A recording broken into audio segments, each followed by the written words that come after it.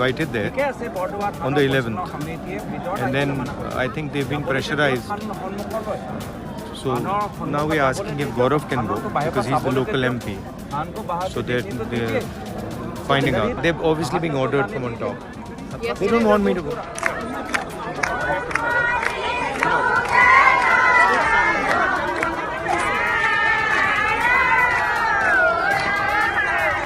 नमस्कार, राम राम, जय श्री राम। अजीत अंजुम जी के YouTube चैनल पर आपका स्वागत है। मैं हूं अशोक वानखेड़े। एक तरफ जब तक आप ये वीडियो देख रहे होंगे तब रामलला की प्राण प्रतिष्ठा हो रही होगी या हो चुकी होगी। 550 साल का संघर्ष पूर्ण होने पर पूरा देश उत्सव मना रहा है, लेकिन फिर बात वही कि राम की प्राण प्रतिष्ठा होने के बावजूद क्या इस देश में रावण राज से बदतर राज भी आने का कोई संदेश दे रहा है। एक तरफ अयोध्या में ही नहीं पूरे देश में एक उत्सव का वातावरण है, दूसरी तरफ असम में मुगल बार्बेरियन तमाम आक्रांताओं ने जिसने भारत पे आक्रमण किया, उनके शासन के तमाम किए हुए अत्याचारों से भी ज्यादा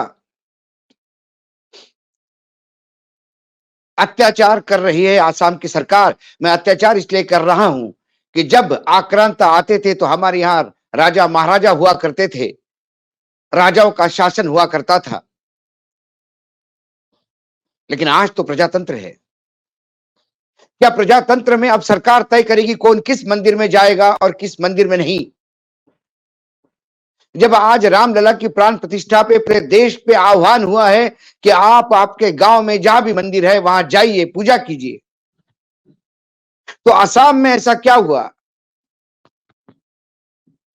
कि असम के मुख्यमंत्री एक यात्री को जो देश में अलग जगाने का काम कर रहा है, जो लोगों की समस्या सुनने का काम कर रहा है, जो सही में जननायक बन के उभर रहा है, ऐसे आदमी को मंदिर जाने से आज सुबह रोका गया। मैं बात राहुल गांधी की कर रहा हूं। राहुल गांधी की भारत जोड़ो यात्रा 2 जब से शुरू हुई मणिपुर से, तब से लेके अभी तक लगातार अड़ंगे लगाने का प्रयास कर रहे हैं। मणिपुर के मुख्यमंत्री तो कम से कम ये जानते थे कि मणिपुर उनके हाथ से चला गया है और केंद्र सरकार कुछ भी नहीं कर रही है, तो शर्म के मारे कम से कम उन्होंने यात्रा तो होने दी। लेकिन ये आसाम के मुख्यमंत्री जो एक जमाने में गांधी परिवार का जप करते हुए नहीं थकते थे, ईडी सीबीआई के डर से जब भाजपाई हो गए, तो आज इतने क्रूर शासक के रूप में स्थापित हो रहे हैं कि राहुल गांधी की यात्रा जैसे ही आसाम में प्रवेश करती है, तब से उनका ललकारना, धमकाना जारी है। जब राहुल गांधी आसाम में आए उसके पहले उन्होंने उनको कहा कि हम आसाम में आपको शहरों में जाने नहीं देंगे, लॉ एंड ऑर्डर और वहां के अस्पताल और बाकी चीजों के शांति का सवाल है, हम एफआईआर करेंगे। मानो इसके पहले कभी रोड शो हुए ही नहीं। जब राहुल गांधी जोरहट में शहर में गए तो पहला एफआईआर दर्ज हुआ। जब एफआईआर वाला शस्त्र भी नाकाम हुआ तो फिर आगे उनके यूथ कांग्रेस के नेताओं की गाड़ियों पे हमले हुए, पोस्टर्स फाड़े गए, कटआउट तोड़े गए। जब इससे भी निडर होकर राहुल गांधी आगे चले तो कल उनके काफिले पे हमला हुआ। कुछ नेताओं के साथ मारपीट हुई, मीडिया वालों के साथ धक्का मुक्की हुई। राहुल गांधी लोगों के बीच से फिर बस में लाए गए, लेकिन राहुल गांधी लगातार अपनी यात्रा जारी रहे हुए हैं और बौखला हुआ शासन नए नए पेत्र ढूंढ रहा है। आज सुबह जब राहुल गांधी निकले तो हैबोर गांव से 20 किलोमीटर दूर बोदरुआ में एक मंदिर है और मंदिर श्री श्री शंकर देव 17 का है, जहां से राहुल गांधी को बाकायदा न्योता मिला था कि यदि आप आए तो आप दर्शन के लिए आए। कौन है ये संत शंकरादेव? ये 1949 में जन्मे उस शतक के महान क्रांतिकारी समाज सेवी संत रहे हैं। बेहतरीन कवि, बेहतरीन अदाकार, नृत्य अभिनय में महारत हासिल हुई। धर्म के पूर्ण रूप से अध्ययन करने के बाद उन्होंने एक नया वैष्णवी सोच को एक नया जन्म दिया, जहां जात पात को कोई जगह नहीं। मैं 1449 के समय की बात कर रहा हूं, 15वीं सदी की बात कर रहा हूं। आज हम 21वीं सदी में हैं। उन्होंने भगवती संप्रदाय और एक सतधर्म की स्थापना की। आज आसाम में उन्हें वही मान्यता है जो गुरु नानक जी को है, जो कबीर जी को है, जो संत नामदेव को है। राहुल गांधी उनके उस मंदिर में, जहां उनका जन्म स्थान है, वहां उन्हें न्योता भी मिला था और वहां जाके श्रद्धांजलि देके पूजा करके आशीर्वाद लेके आगे जाने वाले थे। 20 किलोमीटर दूर उन्हें रोका गया। पूरी पुलिस फोर्स झोंक दी गई मंदिर के आसपास। और आप देख सकते हैं कि किस तरह से, पहले आप हमले के कुछ विजुअल देखें।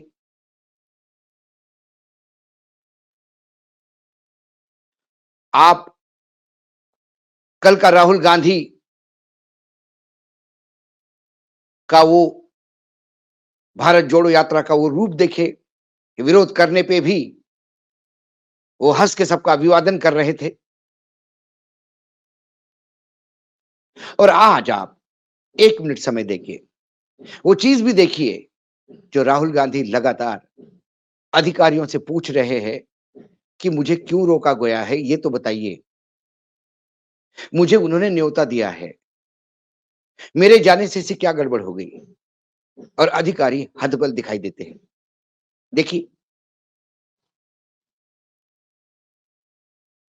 इतना बोला गया कि विधायक और सांसद जो लोकल है, क्षेत्र के क्षेत्रीय सांसद और विधायक, सिर्फ उन्हें जाने की परमिशन है, बाकी कोई मंदिर में नहीं जा सकता। बाद में जो बेटियां आसाम की चल रही थी, उन्होंने वहां उसी संत की कुछ रचनाएं सामूहिक रूप से गाना शुरू कर दिया। वो भी आप देख सकते हैं। और अंत में राहुल गांधी वहीं धरने पे बैठ गए और फिर वहीं रघुपति राघव राजा राम, पतित पावन सीताराम, ये राम धून सब लोग विरोध के स्वरूप गा रहे हैं।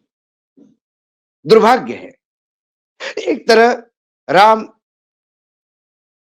की प्राण प्रतिष्ठा अयोध्या में एक आयोजन, और दूसरी तरफ उसी राम का नाम लेकर विरोध करना पड़ रहा है अपने अधिकार के लिए, सिर्फ मंदिर जाने के लिए।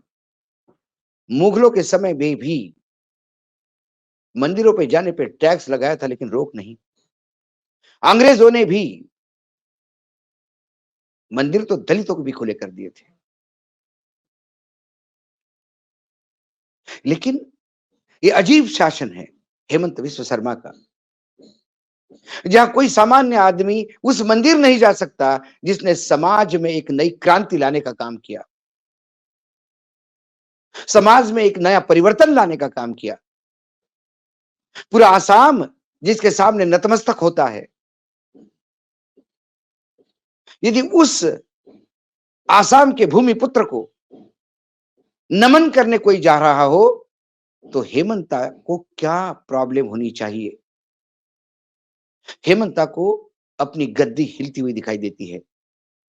सत्ता का मक्खन खाने में लोग इतने मशगूल हो जाते हैं और सत्ता का लोभ इतना हो जाता है कि सत्ता के लोभ के चलते आप किस हद तक निचले स्तर पे गिरते हो, इसका बेहतरीन उदाहरण इससे ज्यादा कम से कम आने वाले कुछ सालों में मैंने नहीं देखा। और उस दिन, जिस दिन पूरा देश आह्वान कर रहा है कि पास के मंदिर में जाके पूजा करिए, बाद में ये बताया गया कि राहुल गांधी 3 बजे मंदिर जा सकते हैं। क्या राहुल गांधी के इस डर से कहीं ना कहीं प्रधानमंत्री नरेंद्र मोदी के इस भव्य आयोजन को एक काला टीका हेमंत विश्व शर्मा ने तो लगा दिया? राहुल को रोकना, ये देश में गोदी चैनल भला ही नहीं दिखाए, लेकिन सोशल मीडिया पे राहुल के वो तमाम विजुअल्स ट्वीट रिट्वीट हो रहे हैं। लगातार लोग अपनी नाराजगी व्यक्त कर रहे हैं कि आप इस लोकतांत्रिक भारत में कैसे किसी को मंदिर जाने से रोक सकते हैं? ऐसा क्या किया राहुल गांधी ने जो मंदिर नहीं जा सकते? और वो मंदिर भी उस संत का जिसने धर्म की सारी कुरीतियां को समाप्त करने के लिए एक नया अध्याय लिखा हो भारत के इस संत परंपरा में, इस भक्ति मार्ग में। कहीं ना कहीं राहुल गांधी का बढ़ता हुआ समर्थन लगातार इस सरकार को परेशान कर रहा है। हेमंता विश्व शर्मा को अपनी कुर्सी खतरे में दिखाई दे रही है, क्योंकि आसाम में भाजपा और कांग्रेस सीधे आमने सामने टकराव है। और राहुल गांधी है जो आज भी महात्मा गांधी का सिर्फ नाम नहीं लेते, लेकिन उनका अनुसरण करते हुए, चाहे उन पे हमले हो, चाहे उनके शाब्दिक हमले हो, चाहे उनके ऊपर शारीरिक हमले हो, चाहे उनकी गाड़ियां तोड़ी जाए, चाहे उनके पोस्टर्स फाड़े जाए, राहुल गांधी उसी मुस्कुराते हुए चेहरे के साथ सबको माफ करते हुए आगे बढ़ रहे हैं। और जनता आसाम की ये देख रही है। आज हो सकता है कि कुछ लोगों को लगेगा कि ये राम जन्म भूमि पर हो रहे हैं इतने बड़े समारोह में ये वीडियो कहां से आया? लेकिन यदि हमें राम चाहिए तो राम के साथ हमें राम राज्य भी चाहिए। और ये तो रावण से भी बदतर राज्य करने वाले साबित हो रहे हैं। याद कीजिए वो रामेश्वर का किस्सा, जब रामेश्वर में शिव जी की पिंड की स्थापना करनी थी तो अपना शत्रु जो लंका पे आक्रमण करने के लिए शिव जी की आराधना करना चाहता हो, उस शिव जी की पिंड को स्थापित करने के लिए है पौरोहित्य का काम यदि किसी ने किया है तो वो रावण ने किया था। रावण बुराई का एक प्रतीक है, लेकिन वो इतना भी बुरा नहीं था। रावण से भी बदतर बुरे ये लोग साबित हो रहे हैं। रावण में हजार बुराइयां थी, लेकिन पौरुषत्व था, सामने से लड़ने की ताकत थी। ये राजनीतिक नपुंसकत्व है। राजनीतिक नपुंसकता इतनी हावी है, द पॉलिटिकल इम्पोर्टेंसी, कि आप ये तमाम हथकंडे अपना के किसी को अवहेलना करते हैं, किसी को रोकने का प्रयास करते हैं। लेकिन जब तमिलनाडु से, कन्याकुमारी से श्रीनगर तक निकली, तब भी ये यात्रा पूरी हुई और अभी भी होगी, क्योंकि जनता सर्वोपरि है। लोकतंत्र में जनता ही जनार्दन है। राम कण-कण में पाए जाते हैं, तो ये राम रूपी जनता रावण रूपी शासन के साथ टक्कर जरूर देगी। आज 22 है, 3 दिन और राहुल गांधी आसाम में है और 3 दिनों में हो सकता है कि बहुत कुछ बड़े आघात भी होंगे, बहुत बड़ी अनहोनी भी हो सकती है। आज सब उसी राम को प्रार्थना करें कि रावण से भी बदतर इन शासकों को कम से कम आज प्राण प्रतिष्ठित होने के बाद थोड़ी तो अक्ल दे। इतना तो पौरुषत्व दे कि ये सामने से आर पार की लड़ाई लड़े। आज इतना ही। फिर आता हूं कल किसी विषय के साथ। तब तक के लिए नमस्कार। देखते रहिएगा अजीत अंजुन जी का यूट्यूब चैनल।